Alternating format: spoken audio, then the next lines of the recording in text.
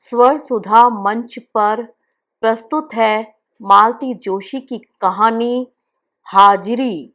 घंटी बजाते हुए किशोर थोड़ा झिझक रहा था। इतनी सुबह इन लोगों को जगाना ठीक होगा क्या? इससे तो अच्छा था थोड़ी देर स्टेशन पर ही रुक लेता।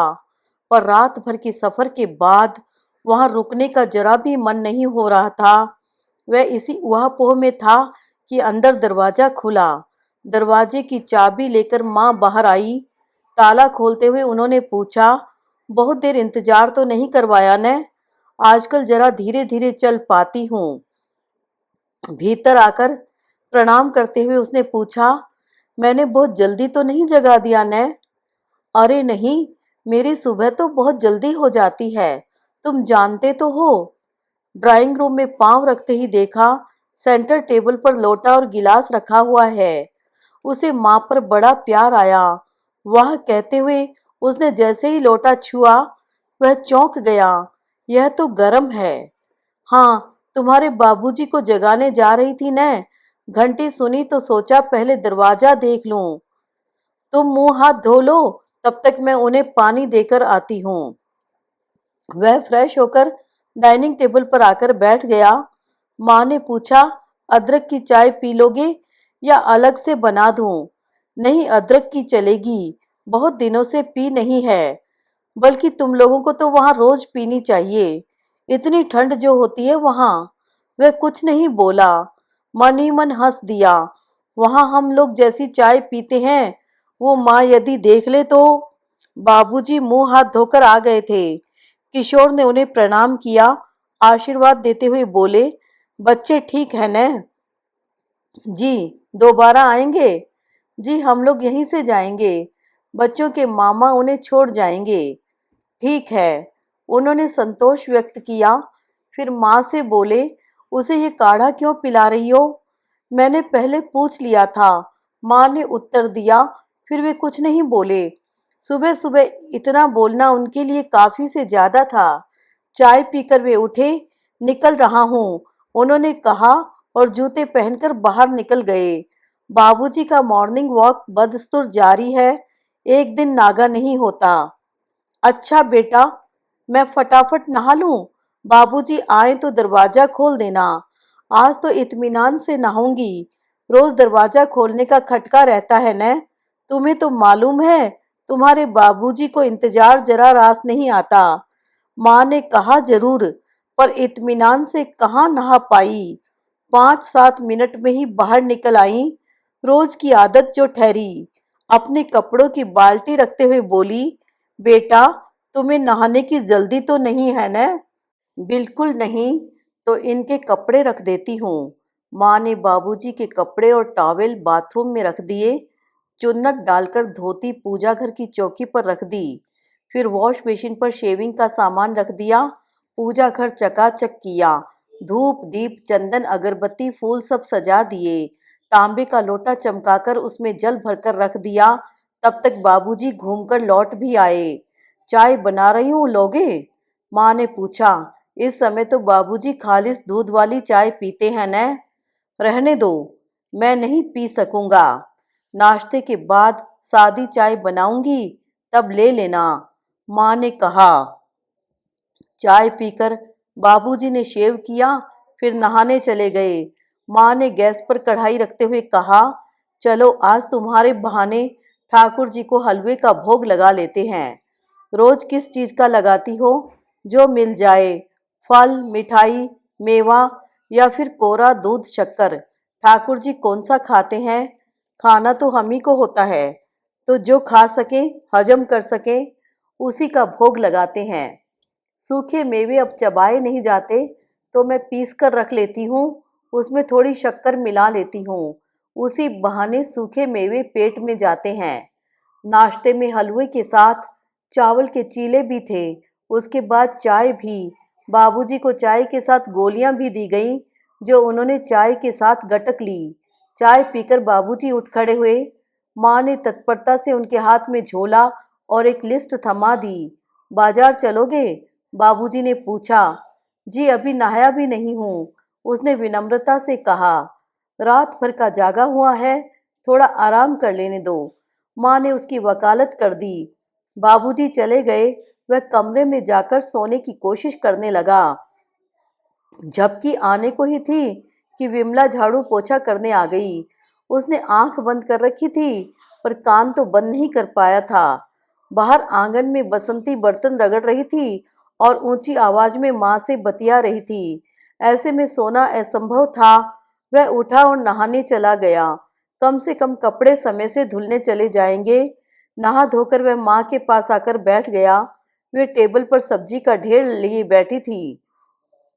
क्या खाओगे बोलो? कुछ भी बना लो। तुम्हारे हाथ की तो हर चीज अच्छी लगती है। कुछ भी तो रोज ही बनाती रहती हूँ। एकदम सादा, फीका, बिना मसाले वाला। आज तुम्हारे बहाने थोड़ा स्वाद बदल जाएगा। बड़े विचार विनिमय के बाद मेनू तय हुआ।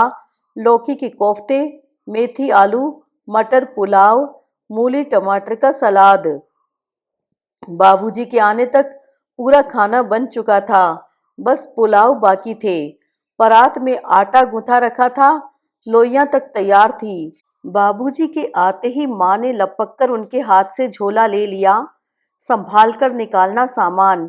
उन्होंने हिदायत दी, रबड़ी का कुल्हड़ है, पलट जाएगा। बाबूजी तुम्हारे लिए रबड़ी लेकर आए हैं। पूरी सेक दूं? नहीं माँ, इतना भारी खाने की अब आदत नहीं रही है। फुलके ही चलने दो। बाबूजी के साथ वह बैठ तो गया पर धीरे धीरे खाता रहा। बाबूजी उठ गए। उनको सौंफ सुपारी लौंग इलायची देकर कमरे में पहुंच गई तो उसने माँ से कहा, अब तुम भी आ जाओ, तुम्हारे लिए रुका हूँ। माँ जब अपनी थाली लेकर बैठ गई तो उसने कहा, घर में 2 ही लोग तो हो, साथ में क्यों नहीं खाते? अरे खाते हुए 20 बार उठना पड़ता है मुझे। कभी पानी के लिए, कभी अचार के लिए। टेबल पर खाना लाकर रखती हूँ तो पंखे के नीचे ठंडा हो जाता है। फिर दोबारा गर्म करना पड़ता है। इसलिए आराम से सब काम निपटाकर खाती हूँ। माँ ने अपनी ओर से तर्क दे दिया था पर किशोर जानता है कि बाबूजी को साथ खाना पसंद नहीं है। उसे मालूम है कि बाबूजी ने माँ से कभी साथ बैठने के लिए नहीं कहा होगा। अभी 4 दिन किरण यहाँ थी तो माँ उससे भी कहती थी, इन लोगों को खा लेने दो, अपन सास बहू बाद में खा लेंगे। खाने के बाद उसने कहा, माँ मैं सोने जा रहा हूँ, और कमरे में चला गया। इस समय नींद उस पर इतनी हावी हो रही थी कि रसोई की खटर पटर से भी उसे कोई व्यवधान नहीं पड़ा। वह कितनी देर तक सोता रहा पता नहीं। माँ जरूर 2-4 बार झांक गई होंगी क्योंकि जिस समय उसकी आंख खुली तब भी वे पर्दे से झांक कर लौट ही रही थी। उसे जगा हुआ देखकर बोली, बेटा चाय बना दूं? 4 बज रहे हैं। ऐसी कोई जल्दी नहीं है माँ, आप लोगों की जब बनेगी तब पीऊंगा। हम लोगों का कोई टाइम टेबल थोड़ी है। अभी 3 बजे तो तुम्हारे बाबूजी ने लस्सी पी है। लस्सी? हाँ, रिटायरमेंट के बाद यह नया प्रोग्राम शुरू हुआ है। वहाँ ऑफिस में दिन भर चाय चलती थी न, तो एक बार की तलब लस्सी से पूरी कर लेते हैं। फिर चाय? अभी शाम को मंडली जमेगी न, तब होगी।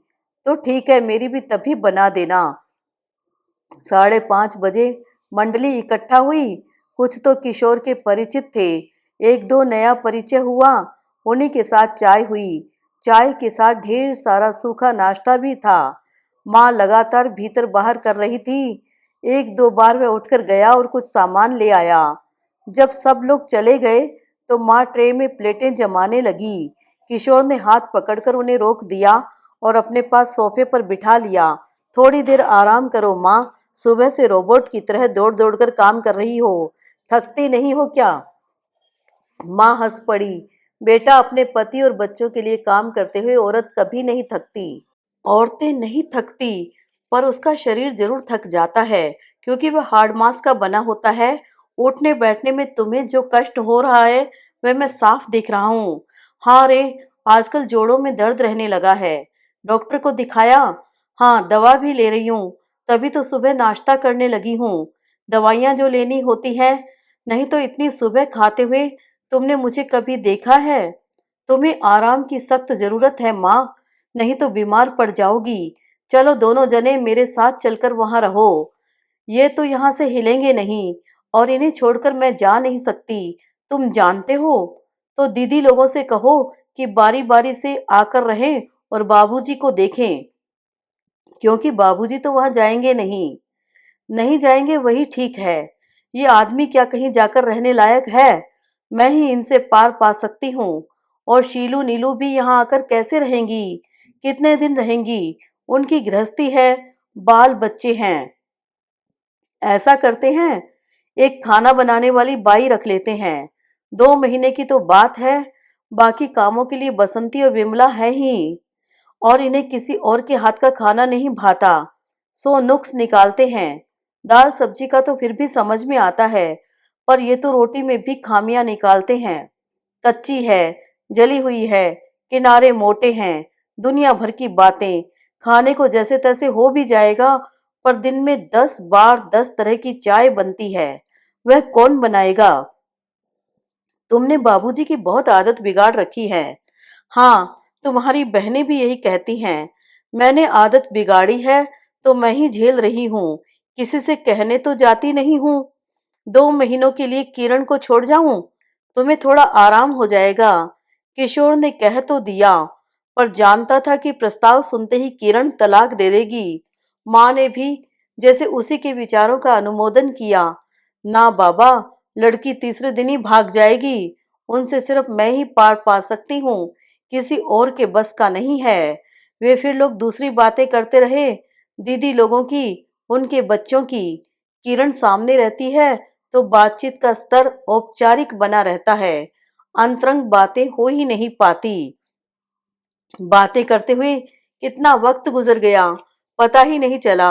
बाहर का गेट खड़का, तब वे दोनों चौंके। उठकर देखते, तब तक बाबूजी घर में दाखिल हो चुके थे। उन्होंने भीतर बाहर की बत्तियां जलाते हुए कहा, शाम हो गई और पूरे घर में अंधेरा पसरा हुआ है। हम लोग बातों में लग गए तो होश ही नहीं रहा। वो तो दिख ही रहा है, चाय की कप प्लेटें अब तक पड़ी हुई हैं। माँ फुर्ती से उठी, ट्रे में सारा सामान जमा कर ले गई। बाबूजी ने आवाज देकर कहा, आते समय एक प्लेट लेकर आना, तुम्हारे बेटे के लिए समोसे लाया हूँ।